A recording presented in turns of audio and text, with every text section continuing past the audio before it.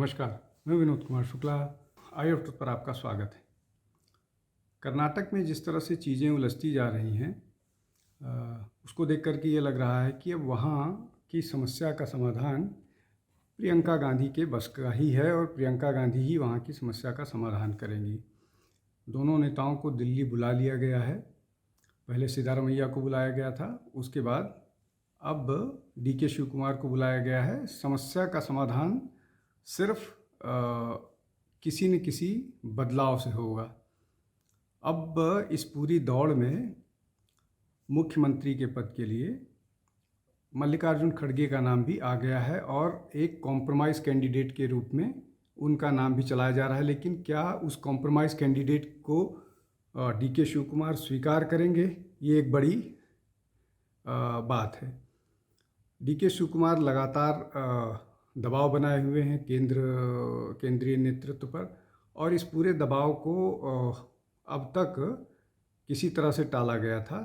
लेकिन जब से प्रियंका गांधी के इंटरवेंशन के बाद से केरल में मुख्यमंत्री का फैसला हो गया और VD सतीशन के नाम पर सहमति बनी और उसमें प्रियंका गांधी की बड़ी भूमिका थी। उसको देख करके ऐसा कहा जा रहा है और ऐसा माना जा रहा है कि कर्नाटक की गुत्थी सुलझाने में भी प्रियंका की बड़ी भूमिका हो सकती है और वो इस पूरे मामले को सुलझाने के लिए आगे आएंगी और उनके प्रपोज़ल को शायद नकार पाना दोनों ग्रुपों के लिए मुश्किल होगा और एक सहमति बनेगी।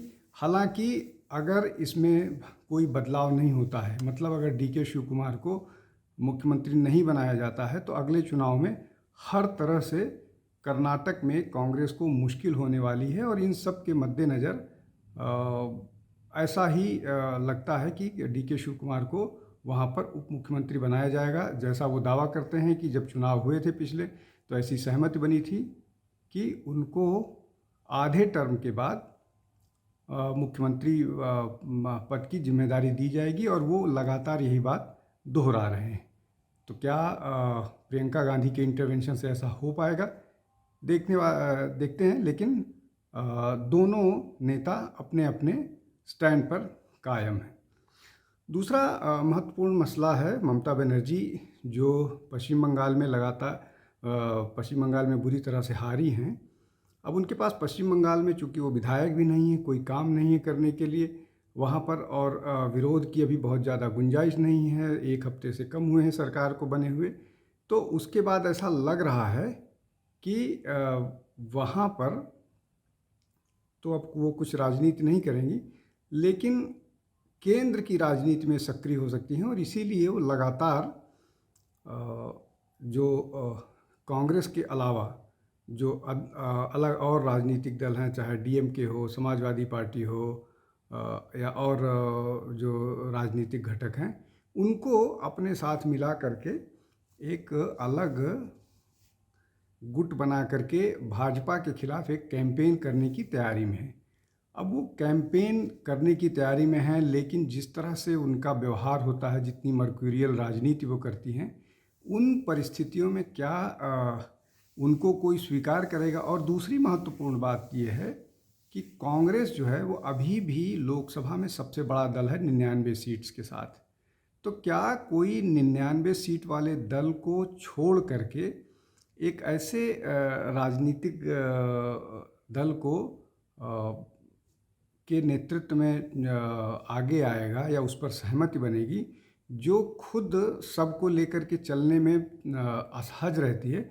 और दूसरा ये कि बहुत अनप्रेडिक्टेबल है क्या। और इसके अलावा महत्वपूर्ण बात यह है कि ममता बनर्जी का जो बेस है, जो मजबूत जो आधार था, वो पश्चिम बंगाल था।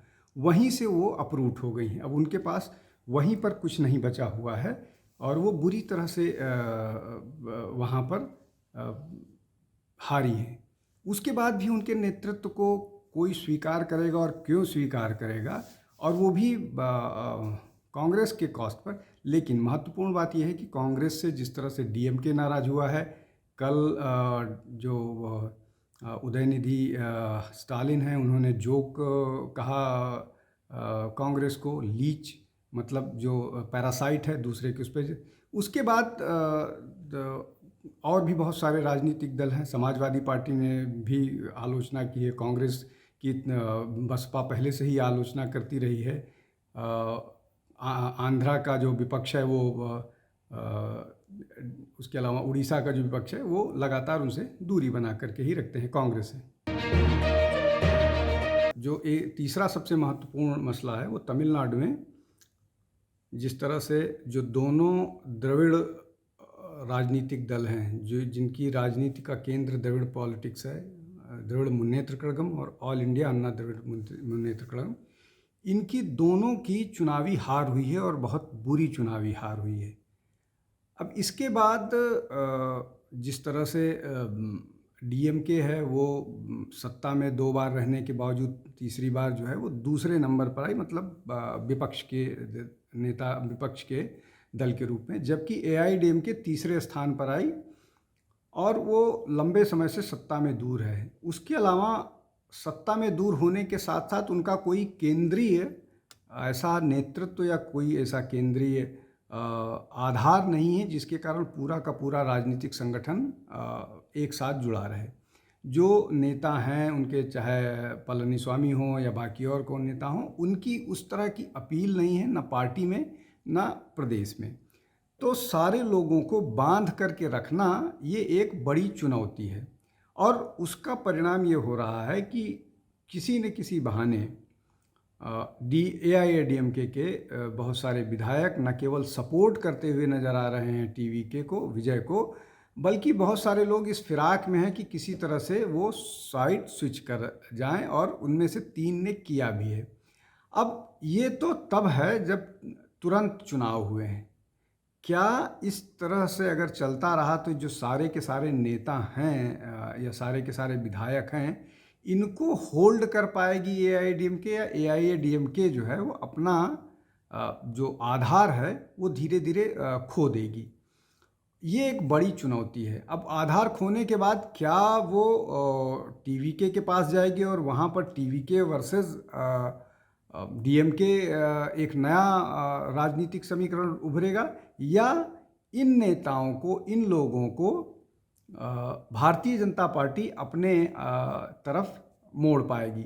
इसलिए कि अन्नामलाई लगातार यही कहते रहे हैं कि हमको अपना एक आधार बनाना होगा और अपने आधार में बिना किसी उसके हिंदुत्व की राजनीति करते हुए, सनातन की राजनीति करते हुए, अपने एक आधार पर चुनाव लड़ना होगा। हम 1 चुनाव हारें, 2 चुनाव हारें, लेकिन हमको अपनी आइडियोलॉजी से कॉम्प्रोमाइज़ नहीं करना चाहिए। अगर हमको तमिलनाडु में अपने आप को मजबूत करना है और चुनावी राजनीति में अपनी पकड़ बनानी है। मुझे लग रहा है कि ये एक बहुत फ्लूइड सिचुएशन है तमिलनाडु में, और ये डेवलपमेंट धीरे धीरे नज़र आएंगे कहाँ किस तरफ रुख होता है। अब एक और प्रदेश है जिस पर चर्चा आवश्यक है। वो चर्चा इसलिए आवश्यक है कि उड़ीसा की नवीन पटनायक के नेतृत्व वाली राजनीतिक दल है बीजू जनता दल। वो उसमें वो 2024 में चुनाव हार गई अपना विधानसभा का, वहाँ पर बीजेपी की सरकार बनी। लेकिन बीजेपी की सरकार बनना एक बात है और वहाँ जो बीजू जनता दल का कमज़ोर होना दूसरी बात है। चुनाव होने के बाद, मतलब 2024 के चुनाव के बाद से 3 राज्यसभा सदस्य अपना पाला बदल चुके हैं। सबसे पहले ममता महंता ने राज्यसभा छोड़ी थी। उसके बाद वो बीजेपी ज्वाइन कर ली, फिर बीजेपी ने उनको राज्यसभा भेज दिया। दूसरे राज्यसभा सदस्य हैं सुजीत कुमार, उन्होंने भी राज्यसभा छोड़ा। अब तीसरे जो सदस्य हैं महत्वपूर्ण हैं देवाशीष सामंतराय। अब देवाशीष सामंतराय ने भी अपना वो राज्यसभा छोड़ दी, मतलब पार्टी की सदस्यता छोड़ी है, राज्यसभा छोड़ी है। तब उनके पास जो है जो बात कही जा रही है कि उनको भारतीय जनता पार्टी में जल्दी ही वो शामिल होंगे, और उन्होंने आरोप लगाया कि वो इतना पार्टी के लिए करते हैं लेकिन उनकी बात पार्टी में नहीं सुनी जाती। और सबको मालूम है कि किस तरह से वहाँ पर जो एक ब्यूरोक्रेट थे उन्होंने पार्टी पर कब्जा कर लिया है और उसमें नवीन पटनायक की अब चलती नहीं। इसके कारण भी रिसेंटमेंट है।